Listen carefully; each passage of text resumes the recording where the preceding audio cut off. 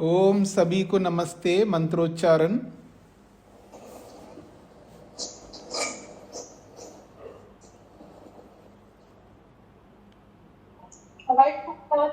माता निर्मला जी मंत्रोच्चार कीजिए।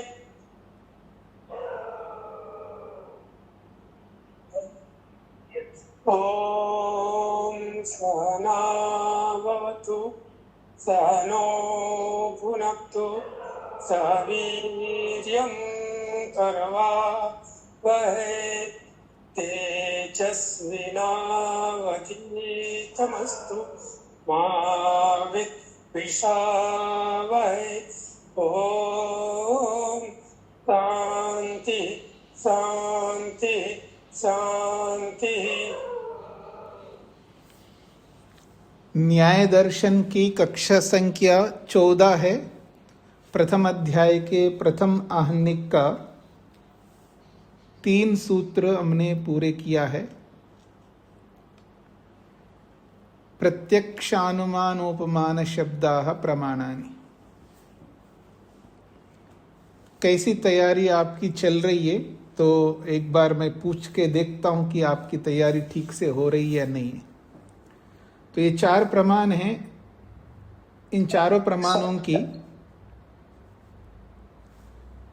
प्रमाणों की परिभाषाएं, चाहे आप संस्कृत में बोले या हिंदी में बोले, तो पुस्तक में नहीं देखना है, मेरी ओर देखिएगा। प्रत्यक्ष की परिभाषा अनीता जी आर्य बताइए।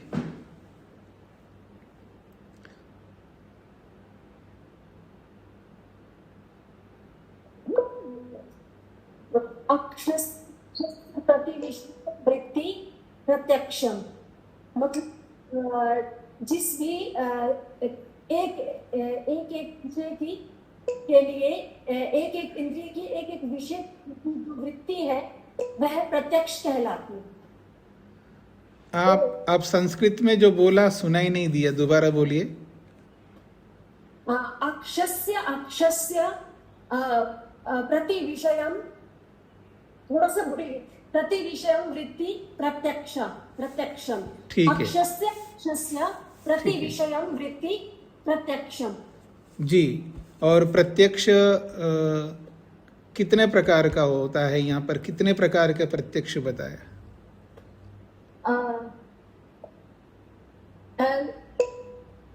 स्वामी जी, प्रत्यक्ष वृत्ति 2 प्रकार की है। वृत्ति जो है वो 2 प्रकार की है, एक तो सन्निकर्ष है और दूसरी ज्ञान।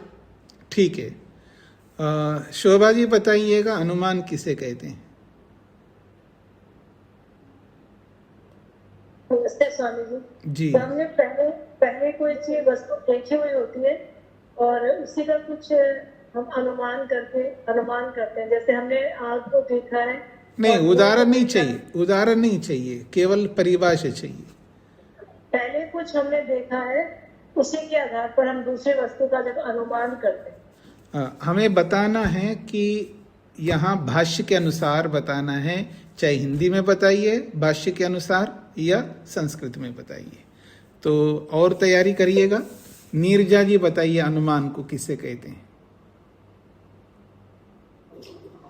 जी स्वामी जी नमस्ते जी।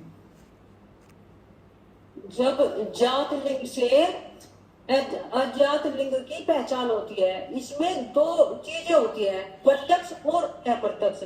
प्रत्यक्ष से अप्रत्यक्ष का ज्ञान होता है, वही अनुमान है। जी हाँ जी। भारत जी बताइए, इसी अनुमान को बताइए। नहीं, उपमान नहीं, अनुमान को ही बताइए। अनुमान लिंग को देखकर लिंग को पहचानना, जैसे धुएं को देखकर आग नहीं, को उदाहरण नहीं बताना है, केवल परिभाषा बतानी है। लिंग को देखकर लिंग ही बताना, इतना ही है। हाँ जी। अरुण जी बताइए अनुमान को। हाँ, नमस्ते स्वामी जी। यही है कि एक लिंगी होता है और एक लिंग होता है। एक को हमने देखा हुआ है, समझा हुआ है, और दूसरा हमें अप्रत्यक्ष है।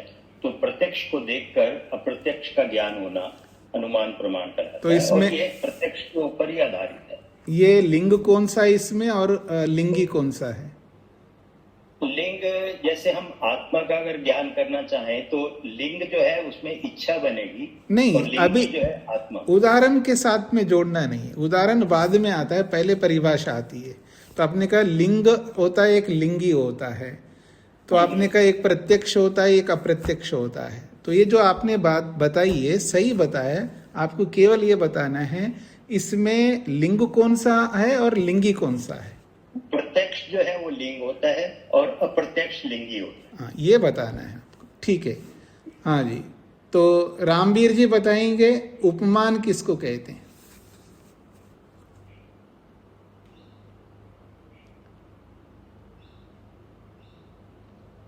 स्वामी नमस्ते। समान ज्ञान को उपमान कहते हैं।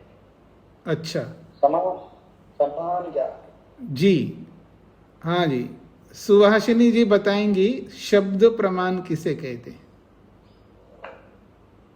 आपका माइक अपना, आपका वीडियो ऑन नहीं है।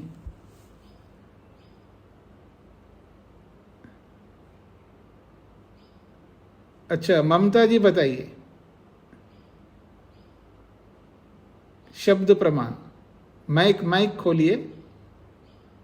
जी स्वामी जी नमस्ते। जिस शब्द के द्वारा व वाणी के द्वारा अर्थ का ज्ञान होता है उस वाणी व वचन को शब्द प्रमाण कहा जाता है। जी, तो आप लोग थोड़ा सा इन शब्दों को भी समझने का प्रयत्न करना। अगर यदि आप लोग संस्कृत में बताएंगे तो आपको याद करना होगा, थोड़ा सा मेहनत करेंगे तो संस्कृत में भी बोल सकते हैं आप लोग। तो जैसे अनीता जी ने बोला है अक्षस्य अक्षस्य प्रतिविषयम वृत्ति, ठीक है ना।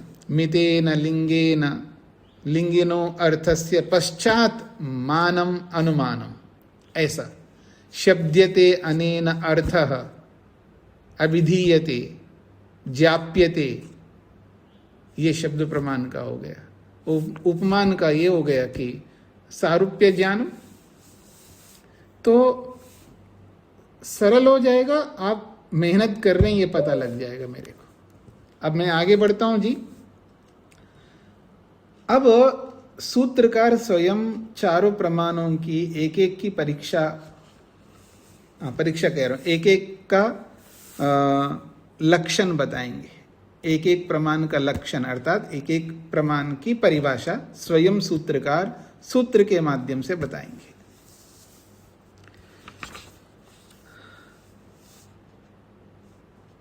पृष्ठ संख्या है 14। अथ विभक्तानां लक्षणम इति। अब अलग अलग प्रमाणों के लक्षण को लेकर के बताया जाता है। विभक्तानां प्रमाणानां लक्षणम, विभक्त किए गए प्रमाणों के लक्षण को बताया जा रहा है। प्रमाण को विभक्त करके बताए ना, प्रत्यक्षानुमानोपमान शब्दाः प्रमाणानि, ये विभक्त किया है प्रमाणों को, अलग अलग करके बताया है कितने प्रमाण होते हैं।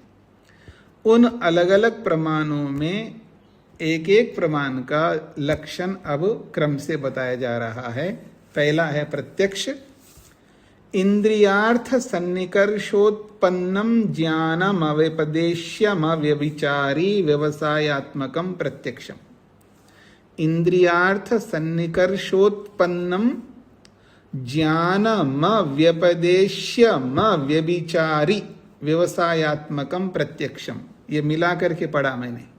अलग करेंगे तो इंद्रियार्थ सन्निकर्ष उत्पन्नम, इंद्रियार्थ सन्निकर्षोत्पन्नम ज्ञानम अव्यपदेश्यम अव्यभिचारी व्यवसायात्मकम प्रत्यक्षम। इंद्रियार्थ सन्निकर्षोत्पन्नम ज्ञानम अव्यपदेश्यम अव्यभिचारी व्यवसायात्मकम प्रत्यक्षम। प्रत्यक्ष किसे कहते हैं? तो कहते हैं इंद्रियार्थ सन्निकर्षोत्पन्नम ज्ञानम प्रत्यक्षम। ये प्रत्यक्ष की परिभाषा है। इंद्रियार्थ सन्निकर्षोत्पन्नम ज्ञानम प्रत्यक्षम। ऐसा ज्ञान प्रत्यक्ष कहलाता है जो इंद्रिय और अर्थ के सन्निकर्ष से उत्पन्न होता है। ऐसा ज्ञान जो इंद्रिय और अर्थ के साथ जब सन्निकर्ष होता है, उस सन्निकर्ष से जब उत्पन्न होता है, ऐसा ज्ञान जो इंद्रिय और अर्थ के सन्निकर्ष से उत्पन्न होने वाला ज्ञान, उसे प्रत्यक्ष कहते हैं। सन्निकर्ष किसे कहते हैं रामवीर जी? सन्निकर्ष किसको कहते हैं?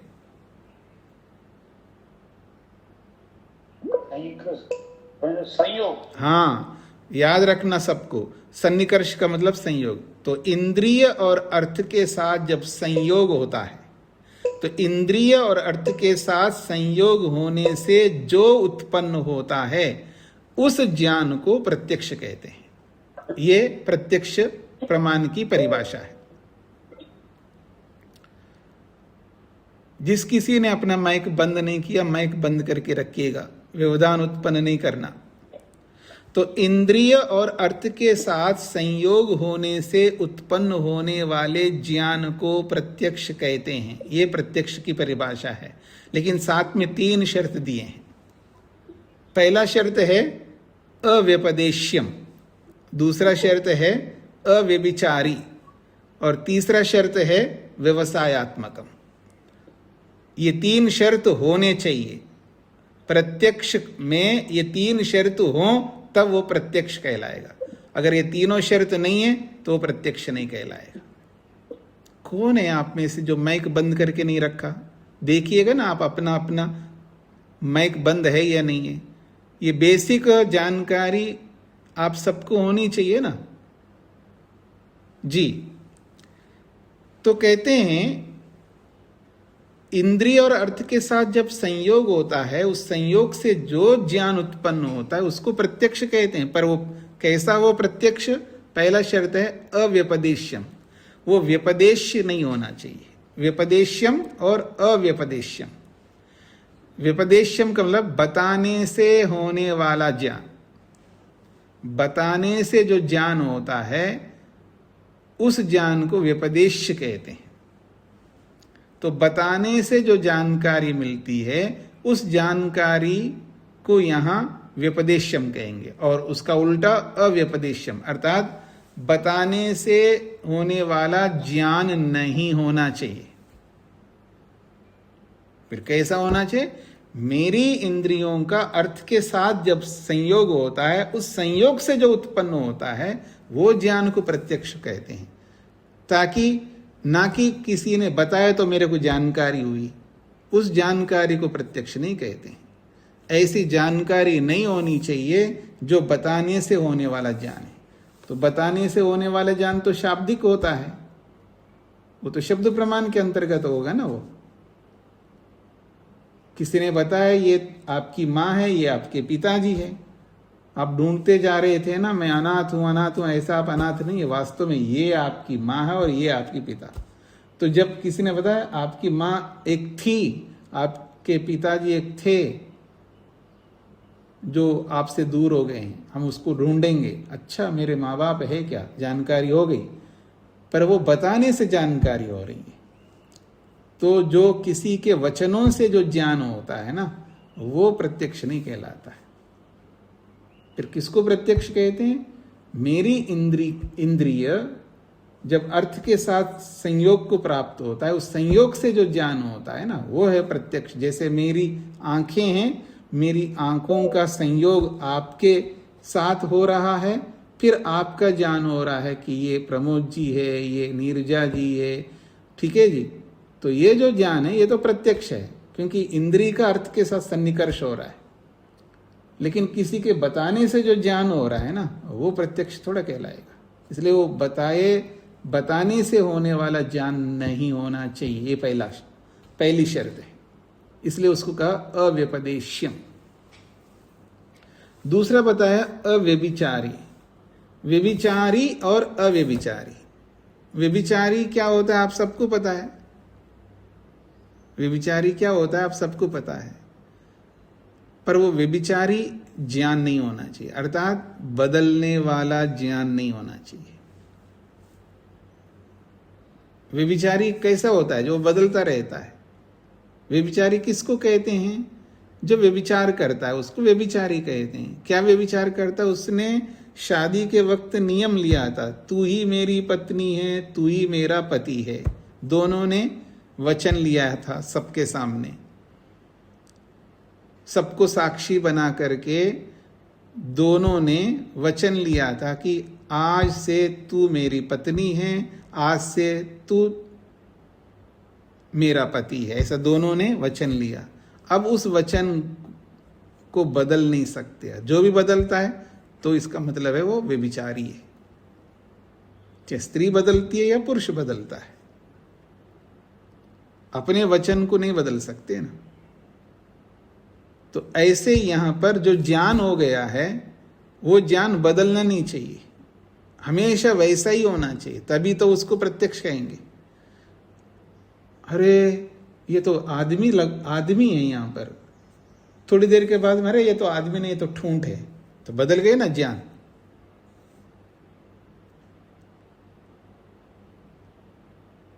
मैं कहूंगा ये तो प्रमोद जी है, पास में देखा तो प्रमोद जी है ही नहीं, वो दूसरे कोई और व्यक्ति है।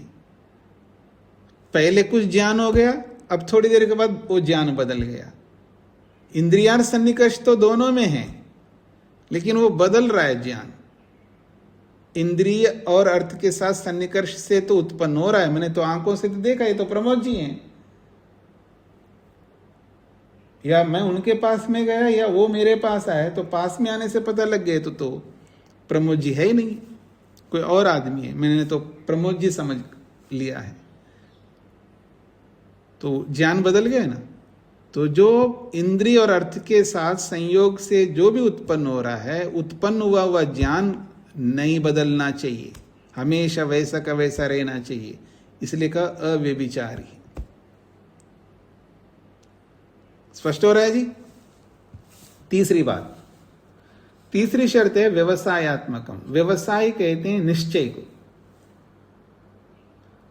वो जो प्रत्यक्ष हो रहा है वो निश्चयात्मक होना चाहिए, अनिश्चित नहीं होना चाहिए, उसमें संशय नहीं होना चाहिए, पता नहीं ये है या नहीं है, ऐसे संशयात्मक ज्ञान नहीं होना चाहिए, निश्चयात्मक ज्ञान होना चाहिए। तो ये तीन शर्त दिए हैं। इंद्रिय और अर्थ के साथ संयोग होने से जो ज्ञान उत्पन्न होता है वह ज्ञान बताया हुआ नहीं होना चाहिए, बदलने वाला नहीं होना चाहिए और निश्चयात्मक होना चाहिए, तभी उसे प्रत्यक्ष कहते हैं। हाँ, सूत्र का अभिप्राय सबके सामने आ गया जी। आगे बढ़ूं। इंद्रियस्य अर्थेन सन्निकर्षात् उत्पद्यते यत् ज्ञानम तत् प्रत्यक्षम। भाष्यकार ने स्पष्ट कह दिया है, इंद्रियस्य अर्थेन सन्निकर्षात्। इंद्रियस्य, इंद्रिय का, अर्थेन, अर्थ के साथ, अर्थ का मतलब वस्तु, पदार्थ, चीज, तो इंद्रिय का अर्थ के साथ सन्निकर्षात्, संयोग होने से, यत् ज्ञानम उत्पद्यते, जो ज्ञान उत्पन्न होता है, यत् ज्ञानम उत्पद्यते, जो ज्ञान उत्पन्न होता है। इंद्रिय का अर्थ के साथ संयोग होने से जो ज्ञान उत्पन्न होता है, तत्, वो ज्ञान प्रत्यक्षम, प्रत्यक्ष कहलाता है।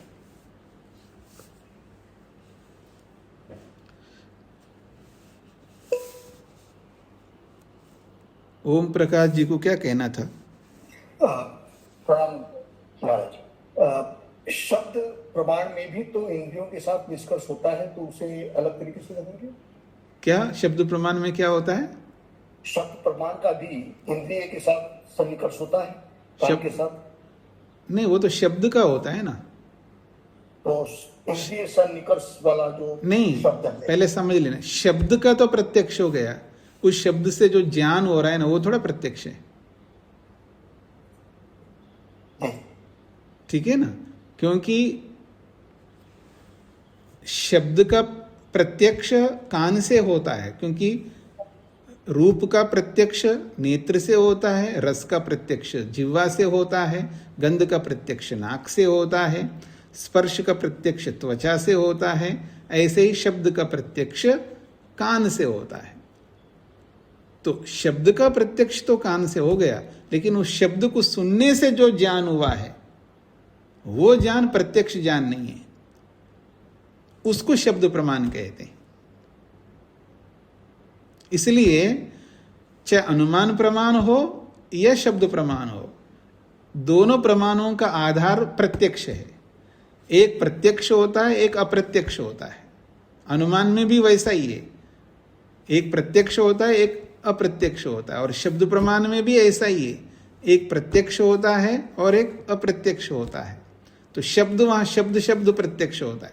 पूरे शब्द प्रमाण में शब्द ही केवल प्रत्यक्ष होते हैं, पर अनुमान में ऐसा नहीं है। अनुमान में शब्द के अतिरिक्त दूसरी चीजें प्रत्यक्ष होती हैं, जैसे धुआं है, जैसे पेड़ है, जैसे ध्वजा है, ऐसे। हाँ जी, ममता जी को क्या कहना है? स्वामी जी ये वाक्य स्वामी जी जो इंद्रियास्य अर्थेन सन्निकर्ष, ये वार्तिक है क्या, जो फर्स्ट लाइन है?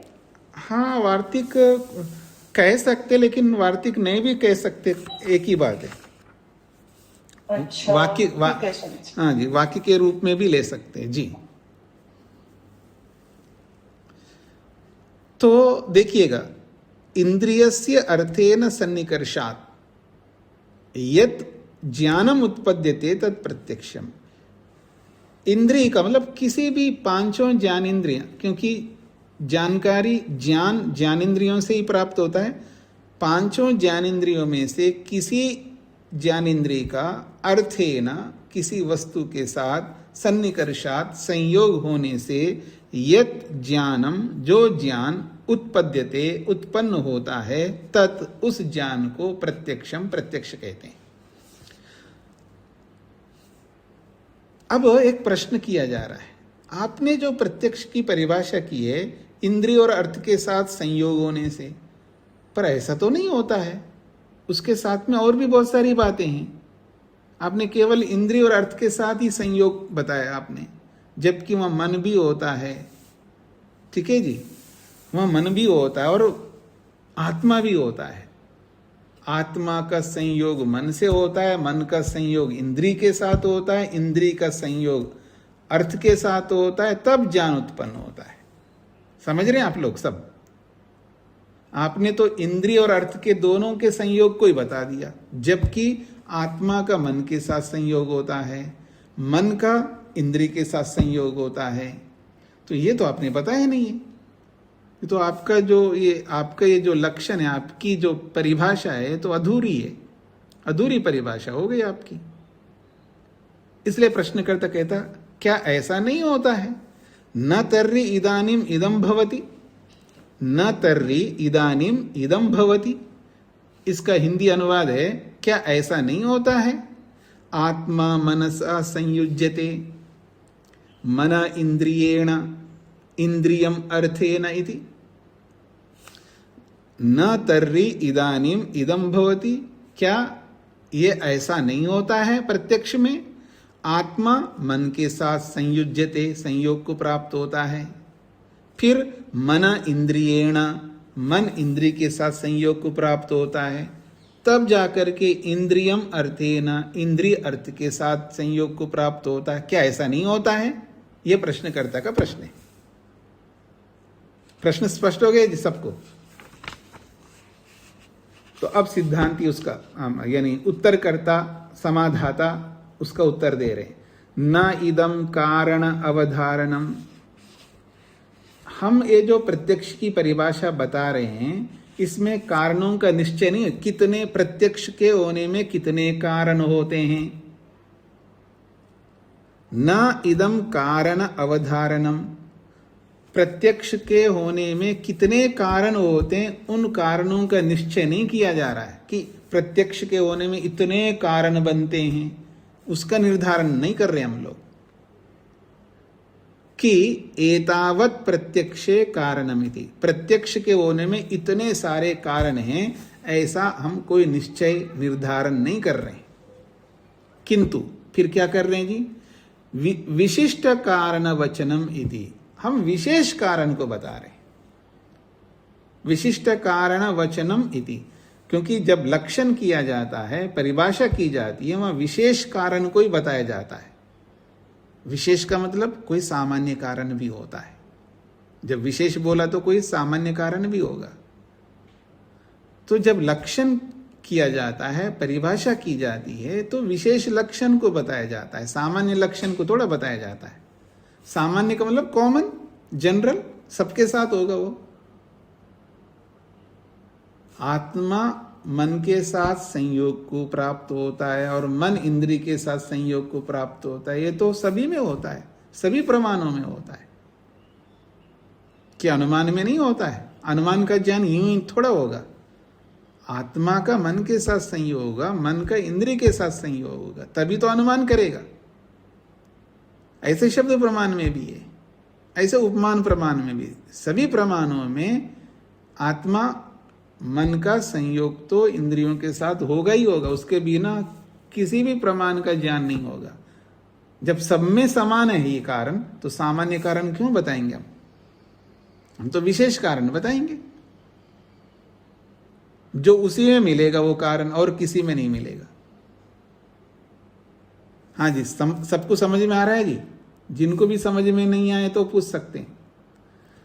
शब्द प्रमाण में भी आत्मा मन का संयोग होगा, अनुमान प्रमाण में भी होगा, उपमान प्रमाण में भी होगा और प्रत्यक्ष प्रमाण में भी होगा। तो आत्मा मन का संयोग तो सभी प्रमाणों में होगा। तो जो सभी प्रमाणों में संयोग हो रहा है तो वो तो सामान्य कारण होगा ना। क्या अनुमान प्रमाण में इंद्रिय और अर्थ के साथ संयोग होता है क्या? नहीं होता है। क्या शब्द प्रमाण में होता है क्या? नहीं होता है।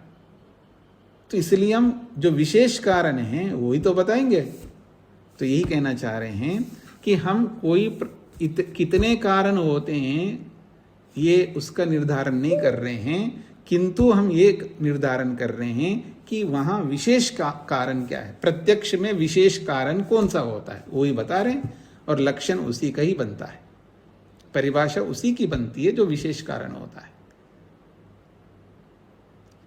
यत् प्रत्यक्ष ज्ञानस्य विशिष्ट कारणम तदुच्यते, जो प्रत्यक्ष ज्ञान का विशेष कारण होता है तदुच्यते, उसी को लेकर के हम बता रहे। यत्तु समानम अनुमानादि ज्ञानस्य न तत् निवर्तते इति। यत्तु समानम अनुमानादि ज्ञानस्य, अनुमान आदि ज्ञानों का जो समान कारण है वो समान कारण तत्, वो समान कारण न निवर्तते, वो निवृत्त नहीं होता है। अर्थात प्रत्यक्ष में वो सामान्य कारण समान कारण हटता नहीं है, वो भी रहेगा वहां पर उसको हम नहीं बता सकते। हाँ जी, सभी को समझ में आ गए जी? जिनको नहीं आए वो पूछ सकते हैं।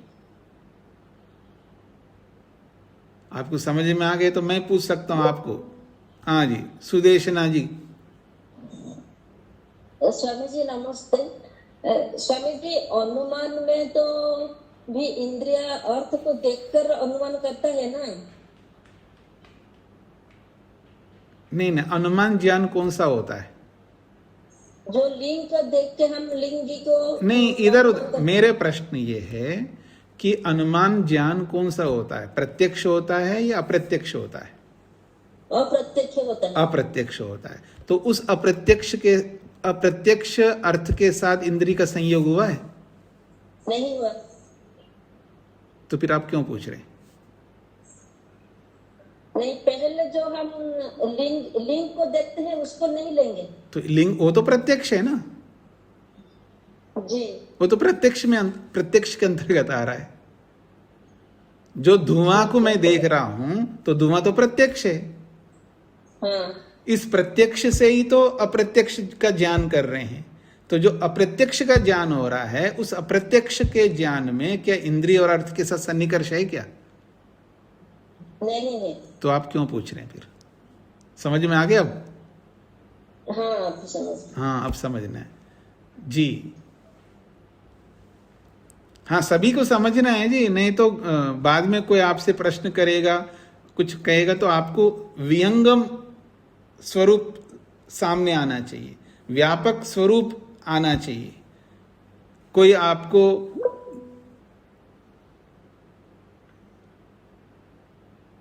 ऐसा प्रश्न करके संशय में न डाले, संशय रहित आपको ज्ञान होना चाहिए। तो सुदेशना जी ने जो पूछा वहां पर तो इंद्रिय के साथ अर्थ, इंद्रिय और अर्थ के साथ सन्निकर्ष तो हुआ, बिल्कुल हुआ है। उसी इंद्रिय और अर्थ के साथ सन्निकर्ष से जो प्रत्यक्ष हुआ है धुआं का, उसी प्रत्यक्ष से तो ही हम अनुमान कर रहे हैं। उसके बिना अनुमान हो ही नहीं सकता। बिना प्रत्यक्ष के अनुमान नहीं हो सकता, बिना प्रत्यक्ष के शब्द प्रमाण नहीं हो सकता, बिना प्रत्यक्ष के अनुमान प्रमाण नहीं हो सकता। सभी प्रमाणों का आधार प्रत्यक्ष है, ये पहले बता चुके हैं। इसलिए प्रत्यक्ष प्रमुख होता है, मुख्य होता है। अरुण जी को क्या कहना है? मन को भी तो इंद्रिय कहते हैं। मन जो है वो भी एक, समझ में आता है कि वो भी एक इंद्रिय। ठीक है, तो उससे आप क्या कहना चाहते हैं? तो जो प्रत्यक्ष, जैसे अनुमान को हम बोल रहे हैं कि अनुमान प्रमाण के आधार पे हम समझने की कोशिश कर रहे हैं कि वो प्रत्यक्ष की श्रेणी में नहीं आ रहा है, उसको हम अलग कर रहे हैं, तो वो किस प्रकार से हो रहा है? नहीं, इंद्रिय का मतलब यहाँ ज्ञान इंद्रियां हैं जो सीधा अर्थ के साथ, जो सीधा अर्थ के साथ जुड़ रही हैं, संयुक्त हो रही है। क्या मन सीधा अर्थ के साथ जुड़ रहा है क्या? भले वो इंद्रिय हो, मेरे को कोई आपत्ति नहीं है, उसकी भी चर्चा करेंगे आगे। पर वो भले इंद्रिय है, हमें कोई आपत्ति नहीं, उसको भी इंद्रिय कहते हैं। पर उस मनोरूप इंद्रिय का सीधा अर्थ के साथ सन्निकर्ष है क्या? नहीं, सीधा नहीं है। तो सीधा किसके साथ है? तो सीधा सीधा जिन इंद्रियों के साथ है, जो सीधा जो इंद्रियां अर्थ के साथ संयोग को प्राप्त हो रही हैं, वो ही संयोग को प्रत्यक्ष कहा जाता है। ठीक हो गया जी? हाँ जी, अनिल जी को क्या कहना है? स्वामी जी, जब प्रारंभ में आपने बोला था तो प्रत्यक्ष बहुत छोटा होता है, थोड़ा होता है, और अनुमान और उससे बड़ा होता है, और शब्द प्रमाण और भी बहुत बड़ा होता है व्यापक रूप से जी। लेकिन अभी जैसा कि अभी आप प्रमाण बता रहे हैं, तो प्रमाण तो सभी जगह उपलब्ध है, तो यहाँ प्रमाण की अधिकता प्रतीत हो रही है स्वामी जी के। प्रमाण के बिना बाकी तीन भी नहीं टिकते। कौन सा प्रमाण? तो क्या ये ठीक है? जो प्रत्यक्ष प्रमाण यानी मुख्य मान सकते हैं, इसके बिना बाकी तीन का भी नहीं, वो भी प्रत्यक्ष मुख्य है, उस प्रत्यक्ष के बिना कोई प्रमाण नहीं होता है। लेकिन उस प्रत्यक्ष से होने वाले जो ज्ञान है ना, उस प्रत्यक्ष से होने वाले ज्ञान हैं, वो बहुत कम है। वो बहुत कम है, ठीक हाँ है। लेकिन अनुमान के पीछे प्रत्यक्ष है, लेकिन उस प्रत्यक्ष के बाद में जो होने वाला ज्ञान है वो बहुत ज्यादा है। हाँ जी, ठीक। और ऐसे ही प्रत्यक्ष के बाद में होने वाले जो ज्ञान हैं शब्द प्रमाण में, वो बहुत ज्यादा है, बहुत ज्यादा। हाँ। जी, ठीक है, धन्यवाद स्वामी। हाँ जी, भानु जी को क्या कहना है? स्वामी जी नमस्ते जी। तो स्वामी जी, मेरी शंका ये थी कि प्रत्यक्ष विशिष्ट कारण के कारण इसको प्रत्यक्ष बताया है यहाँ भास्कर जी ने, तो क्या कारण नहीं होता? हाँ, वॉइस ब्रेक हो रहा है। स्वामी जी, जो शब्द प्रमाण होता है वो विशिष्ट कारण वाला नहीं होता क्या? नहीं पकड़ा आपने फिर इसका मतलब। यहाँ ये जो बात कही जा रही है, जब प्रत्यक्ष की परिभाषा आपने की है, उस प्रत्यक्ष की परिभाषा में इंद्रिय और अर्थ का संयोग ही बताया आपने, जबकि वहां और भी संयोग होते हैं। एक मन का और इंद्रिय के साथ भी संयोग है, ठीक है ना, और एक आत्मा और मन के साथ संयोग है, तो वो क्यों नहीं बताए?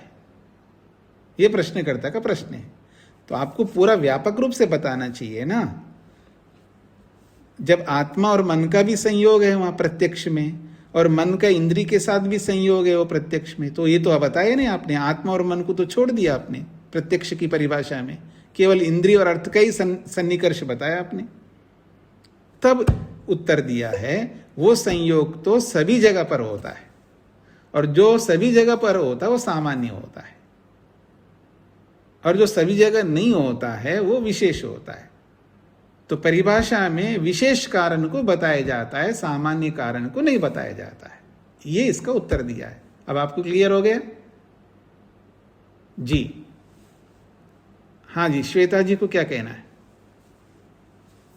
नमस्ते स्वामी जी। जी स्वामी जी, अव्यभिचारी के अर्थ में आपने कहा कि न बदलने वाला ज्ञान जी। तो उसको तो अभी अगर मैंने अभी गाय को देखा और थोड़ी देर के बाद गाय नहीं है वहां पे, तो भी मैंने प्रत्यक्ष किया, तो ये कंडीशन कैसे फुलफिल हुआ स्वामी जी? नहीं, गाय नहीं है ऐसा, वो तो प्रत्यक्ष तो हो गया आपको। अब गाय वहां से चली गई, प्रत्यक्ष का ये मतलब नहीं होता है वो हमेशा वो रहे वहां पर, इसका ये तात्पर्य नहीं है। अव्यभिचारी का अर्थ क्या है? अव्यभिचारी का मतलब ये होता है आपने गाय को देखा, आप अर्थात आपने एक वस्तु को देखा और आपने जाना कि ये गाय है, लेकिन थोड़ी देर के बाद में वो गाय नहीं होता, वो कोई दूसरा पशु होता है। मतलब बदल गए ना, गाय की जगह पे नील गाय हो गए, गाय की जगह पर मान लो घोड़ा हो गया। आपने घोड़े को गाय समझ रखा है, लेकिन वो बदल गया ज्ञान। तो ऐसा बदलने वाला ज्ञान प्रत्यक्ष नहीं कहलाता है। जब जब आप गाय को देखोगे तब तब वो गाय ही रहे, और वही पदार्थ कभी घोड़ा बन रहा है और कभी गाय बन रहा है, तो फिर वो प्रत्यक्ष नहीं कहलाएगा, ये इसका तात्पर्य है। अच्छा समझ, धन्यवाद। हाँ जी, आदित्य जी को क्या कहना है? तो स्वामी जी मेरा प्रश्न है कि इस सूत्र में इंद्रिया शब्द से अगर हम केवल ज्ञान इंद्रिया को मतलब ज्ञान इंद्रिया का अर्थ में लेंगे, तो इसका क्या ये तात्पर्य है कि मन नामक इंद्रिया से प्रत्यक्ष होता ही नहीं? नहीं, वो आपकी बात समझ चुका हूं।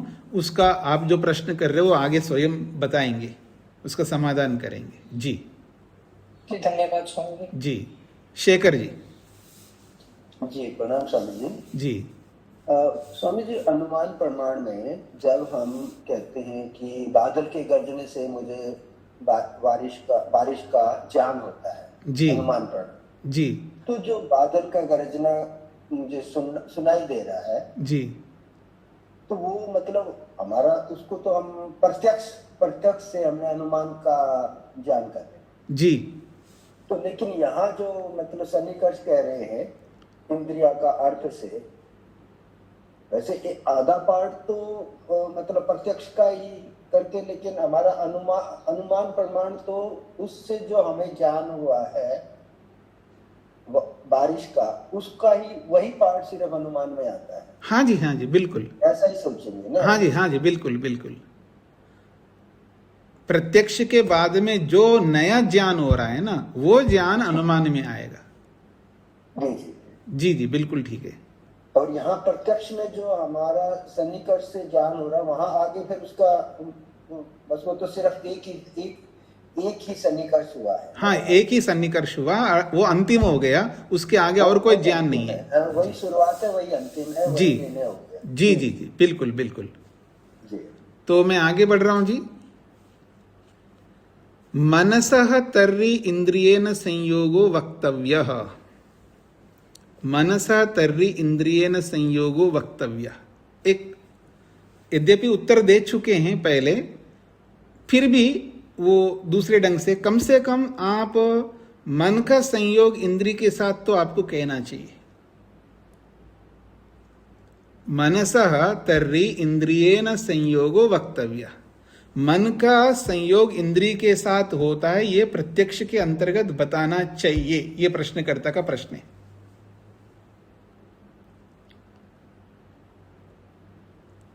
यद्यपि पहले कथन में उसने दे दिया है कि विशेष कारण को ही हम बता रहे हैं, सामान्य कारण को नहीं बताएंगे, फिर भी वहां तो मन भी था और आत्मा भी था। वहां आत्मा का भी संयोग था और मन का भी संयोग था, लेकिन यहां पर करे चलो कम से कम आप मन का संयोग तो मानो प्रत्यक्ष के अंतर्गत। मनसा तर्हि इंद्रियेण संयोगो वक्तव्य। कम से कम आपको मन का इंद्रिय के साथ संयोग होना, ये उस प्रत्यक्ष लक्षण में आपको बताना चाहिए। ये प्रश्नकर्ता का प्रश्न है। तो इसका समाधान कर रहे हैं, भिद्यमानस्य प्रत्यक्ष ज्ञानस्य नायम विद्यते इति समानत्वात् न उक्ता इति। बात वही, उत्तर वही दिया है, पर अलग ढंग से, अलग शब्दों से दिया है। विद्यमानस्य प्रत्यक्ष ज्ञानस्य, प्रत्यक्ष ज्ञानस्य का यह विशेषण है विद्यमानस्य। प्रत्यक्ष ज्ञान कैसा है? विद्यमान है, अर्थात अलग है, पृथक है। तो पृथक प्रत्यक्ष ज्ञान का, पृथक पृथक किससे है? अनुमान से, उपमान से, शब्द प्रमाण से। तो बाकी प्रमाणों से अलग ये जो प्रत्यक्ष ज्ञान है, इस प्रत्यक्ष ज्ञान का नायम विद्यते, ये जो मन का संयोग है ये कोई अलग नहीं है। ये मन का संयोग तो बाकियों में भी होता है, अर्थात अनुमान के साथ भी मन का संयोग होता है, शब्द प्रमाण में भी मन का संयोग होता है, सब में होता है।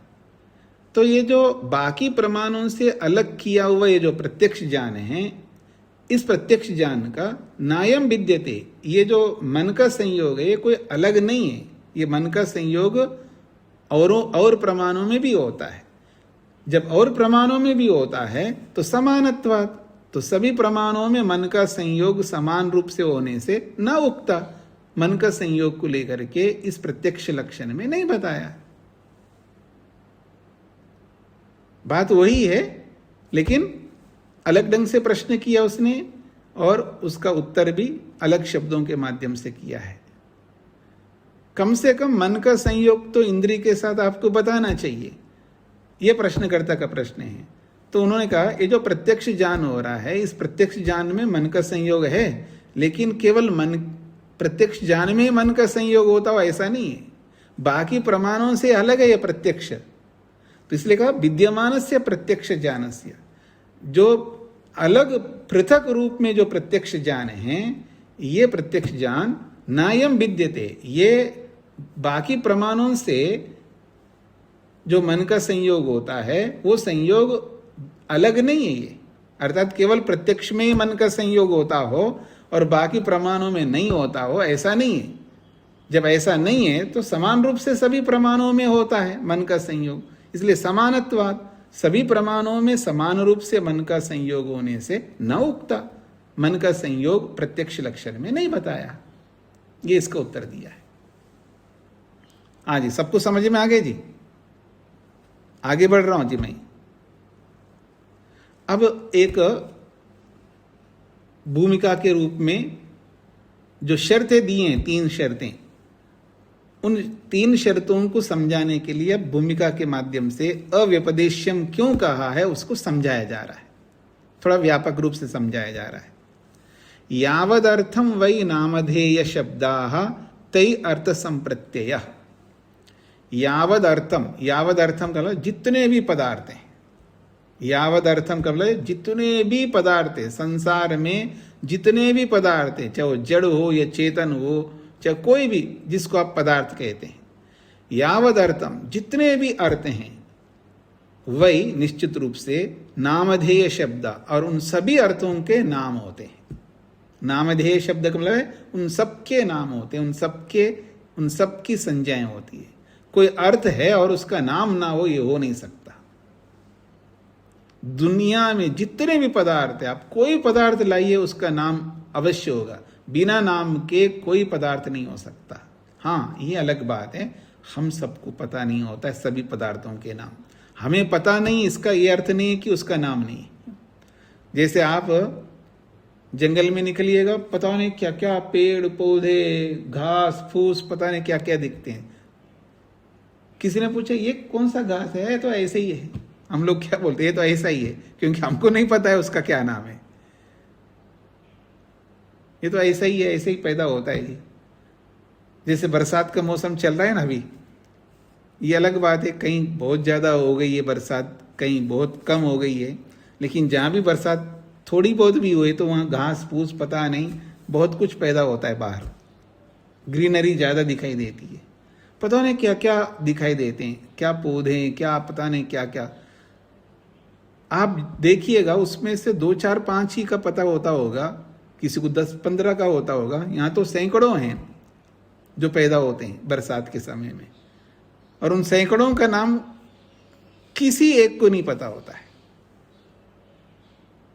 और एक बात बताता हूं, आयुर्वेद है ना, आयुर्वेद, आयुर्वेदकार स्वयं कहते हैं जो बड़े बड़े वैद्य होते हैं ना, जो एक्सपर्ट्स होते हैं, कुशल होते हैं औषधियों में, वनस्पतियों में, प्राणियों में, क्योंकि वैद्य वो होना चाहिए जिसको हर प्राणी के बारे में पता होना चाहिए, उसको हर औषधि के बारे में, हर जड़ी बूटी के बारे में पता होना चाहिए, लेकिन नहीं हो सकता। तो स्वयं आयुर्वेदकार कहते हैं कि बड़े बड़े वैद्य, इवन वहां पर यह भी होता है जैसे आयुर्वेदकार स्वयं जिसने आयुर्वेद बनाया, वो भी जंगल में जाकर के जो जंगलों में रहने वाले लोग होते उनसे सीखा है उन्होंने कि इसको क्या कहते हैं, इसको क्या कहते हैं। इसलिए किसी भी मनुष्य को सभी का नाम पता नहीं होता और सबके गुण धर्म भी नहीं पता होता है। तो यहां ये बात कही जा रही, यावद अर्थम, जितने भी पदार्थ हैं उन सबके नामधेय शब्दा, नामवाची संज्ञावाची शब्द होते हैं। तई अर्थ संप्रत्यय, और उन्हीं नामों से उन अर्थों का ज्ञान होता है, उन्हीं नामों से उन अर्थों का बोध होता है। इसलिए अर्थ संप्रत्ययाच व्यवहार, और अर्थ का ज्ञान होने से ही हम लोग व्यवहार, संसार में व्यवहार कर पाते, उसके बिना व्यवहार नहीं कर सकता। हमें उस अर्थ का ज्ञान ही नहीं है तो हम उस अर्थ के साथ व्यवहार कैसे करेंगे। इधर देखिए मेरी ओर, ये क्या है जी? आप डिब्बी कहेंगे, डब्बा कहेंगे, कुछ भी बोल सकते हैं ना, एक नाम तो आपने दिया है ना। अगर आप इसके साथ व्यवहार कैसे करेंगे जी? वो थोड़ा दिखाइए, वो क्या? अरे वो थोड़ा दिखाइए ना। अरे वो क्या देखना चाहते हैं? नहीं वो दिखाइए। अरे वो क्या है? तो आपको बोलना पड़े, इसका नाम बताना पड़ेगा, तभी तो मैं दिखाऊंगा ना। अभी थोड़ी देर पहले आपने वो दिखाया था ना, अरे वो कौन सा? मैंने तो बहुत कुछ दिखाया होगा, वो क्या दिखाऊं मैं आपको? तो आपको नाम बताना पड़ेगा, तभी तो मैं दिखा। अच्छा आप डिब्बी बता रहे हैं, ये है डिब्बी, तो आपको नाम बताना पड़ेगा, उसके बिना व्यवहार नहीं कर सकते आप। यदि पदार्थों का नाम नहीं पता है और बिना नाम के उन पदार्थों का ज्ञान हो नहीं सकता, तो व्यवहार कैसे करोगे आप? इसलिए कहा जा रहा है अर्थ संप्रत्ययात, अर्थ का ज्ञान होने से ही व्यवहार होता है, और उस अर्थ का ज्ञान नामों के द्वारा होता है। आपको नाम लेना होगा। ये अलग बात है कि आप मान लीजिएगा जैसे पति है या पत्नी है या भाई है या बहन है, उनके अपना प्रॉपर नाम होता ही है जो ऑफिशियली जो डॉक्यूमेंट्स में होता है। उसके अलावा भी कुछ नाम रखते हैं आप लोग ऊपर से, निक नेम के नाम से, पता नहीं कैसे कैसे, तो वो भी तो नाम है ना। उस नाम से जब बोलते हैं तो व्यवहार कर पाओगे ना। तो वो नाम निकनेम बोल रहे हो या उसका जो डॉक्यूमेंट्स में जो नाम है वो बोल नहीं रहे हैं, फिर उसका व्यवहार नहीं कर सकते आप।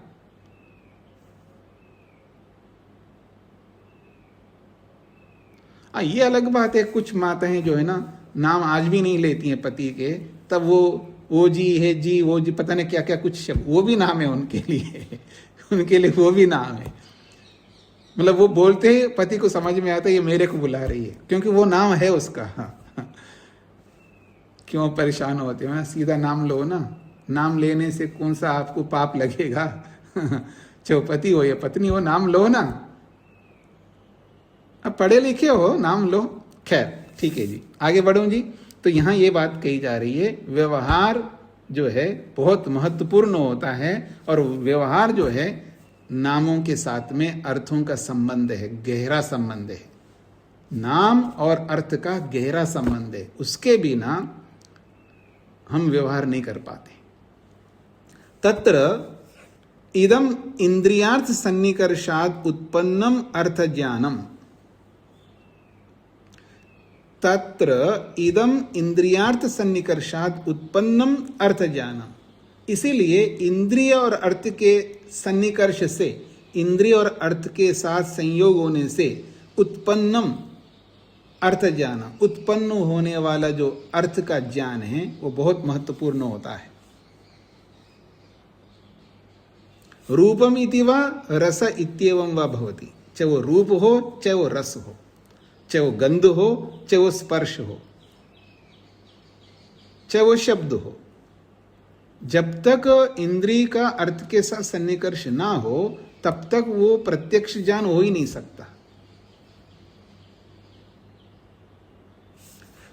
फिर कह रहे हैं रूप रस शब्दाश्च विषय नामधेयम। ये जो रूप शब्द है, रस शब्द है, ये विषयों के नाम हैं। नामधेयम का मतलब नाम।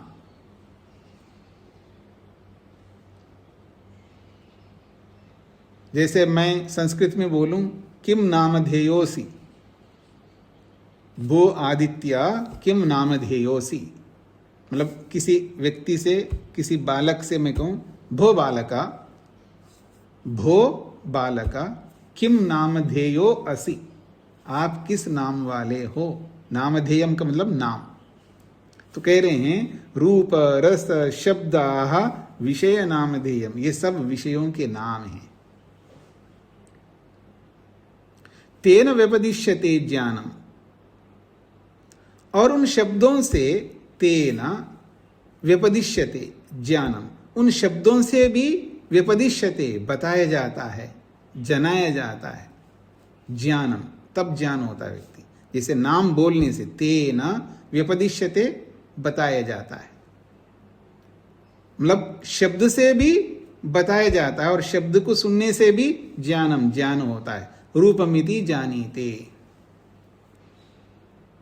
अगर कोई व्यक्ति रूप, बड़ा सुंदर रूप है, ऐसा बोलते ही उस सुंदर रूप का ज्ञान होता है व्यक्ति को। क्या रस है, ऐसा बोलने से भी रस का ज्ञान होता है।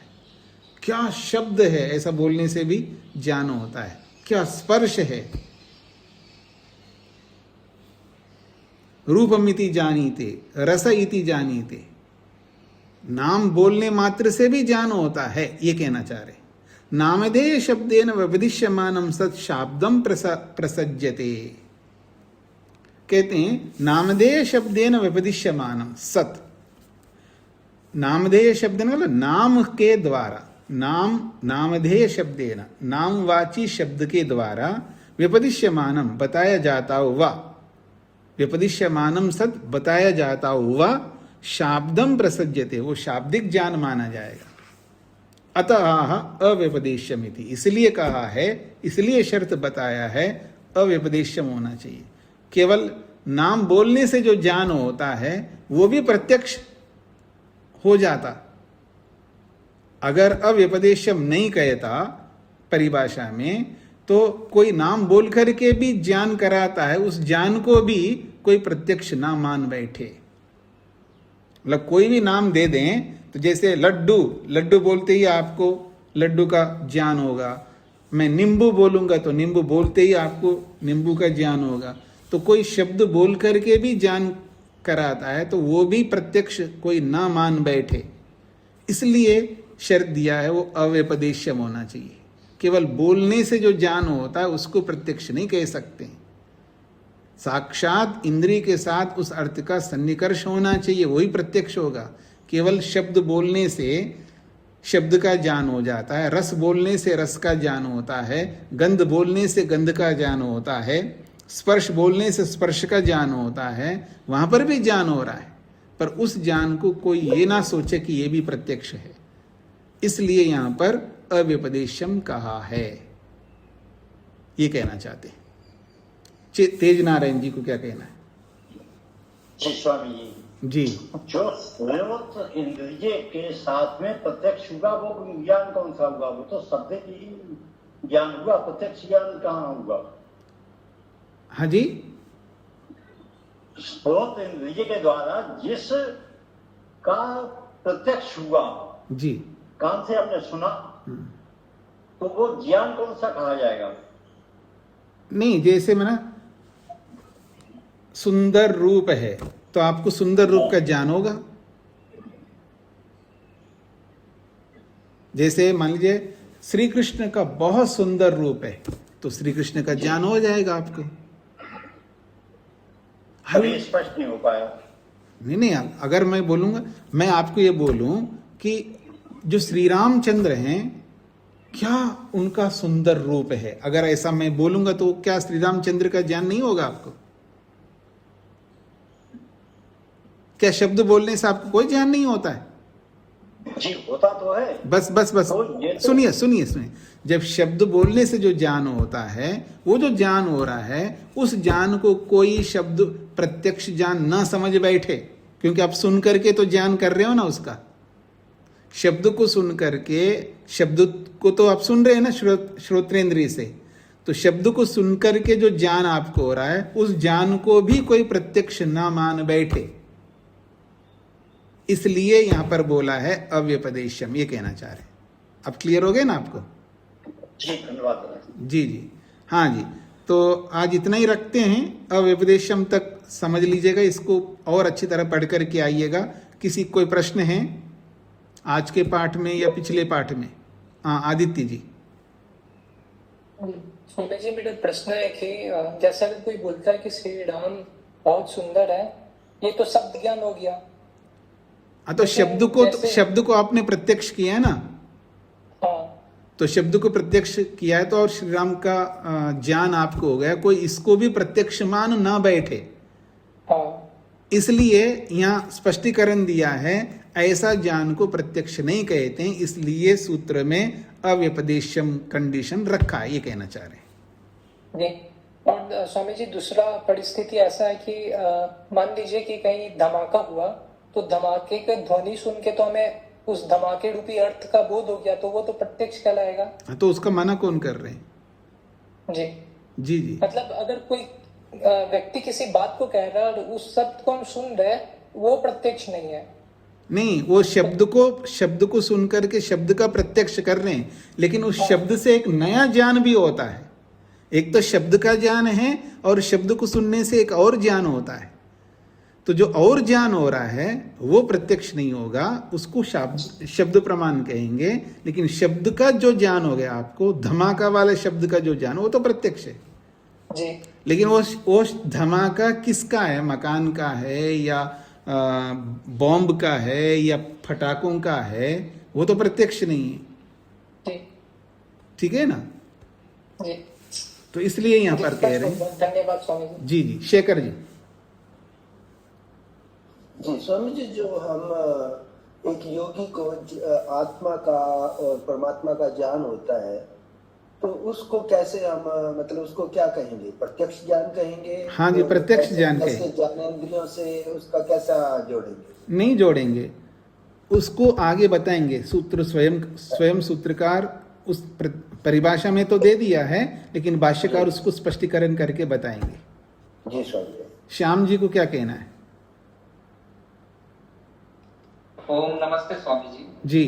के पाठ में ये बात आई कि किसी अर्थ का प्रत्यक्ष कर लेने पर उससे संबंधित जो जिज्ञासा है वो निवृत्त हो जाती है जी। तो हम तो देख कि उसकी जिज्ञासा बढ़ती जाती है। जैसे किसी व्यक्ति ने शराब का प्रत्यक्ष कर लिया, अब उसकी जिज्ञासा उसको और पीने लगा, तो कौन सी जिज्ञासा की बात कर रहे हैं? नहीं, वो एक अलग विषय है। आप कुछ और बात कह रहे हैं। मतलब जो जैसे किसी ने शराब पिया ही नहीं, ठीक है ना, तो शराब के बारे में उनको बोला है तो शाब्दिक ज्ञान हो गया उसको, ठीक है ना, लेकिन उसकी जिज्ञासा शांत नहीं हुई। जिज्ञासा शांत कैसे होगी? जो शराब के बारे में जो बोला है उससे जो ज्ञान हो गए शराब के बारे में, वो जिज्ञासा भी पूरी नहीं हुई है। लेकिन जब उस शराब को पी के देखता है ना, तो अच्छा जैसे उन्होंने बताया ये वैसा ही है, तब जिज्ञासा समाप्त हो जाती है। अब आप जो कह रहे हो अलग बात है, उसकी जिज्ञासा और बढ़ती है, तो और अलग अलग पीने की जिज्ञासा पड़ रही है ना, उसके बारे में थोड़ा जिज्ञासा बढ़ती है। जिसका उसने प्रत्यक्ष किया उसके लिए और कोई जिज्ञासा नहीं रहती है। ठीक हो गया जी? तो समय हो गया जी आपका। अनीता जी को क्या कहना था? ओम स्वामी जी, बस मुझे ये संधि विच्छेद पूछना था जी। ये जो प्रत्यक्ष लक्षण की परिभाषा में जो सन्निकर्षोत्पन्नम लिखा है, इसका हाँ तो उत्पन्न ऐसे नहीं, सन्निकर्ष उत्पन्नम सन्निकर्षोत्पन्नम जी। हाँ, प्रेम जी को क्या कहना था? ये वार्तिक का जो अभी तक हमने पढ़ा है वार्तिक की तरफ से है? नहीं, सूत्र के तरफ से उत्तर दिया जाए। नहीं, शंका जो है वो उसको कोई वार्तिक भी मान सकता है और केवल भाष्य भी मान सकते हैं। उसको छोड़ दीजिएगा, वो वार्तिक है या भाष्य है। जब मैं बताऊंगा ये वार्तिक है तब उसको वार्तिक मान लीजिएगा। अगर वार्तिक मैंने नहीं बताया तो वो भाष्य है, ऐसे समझ लीजिएगा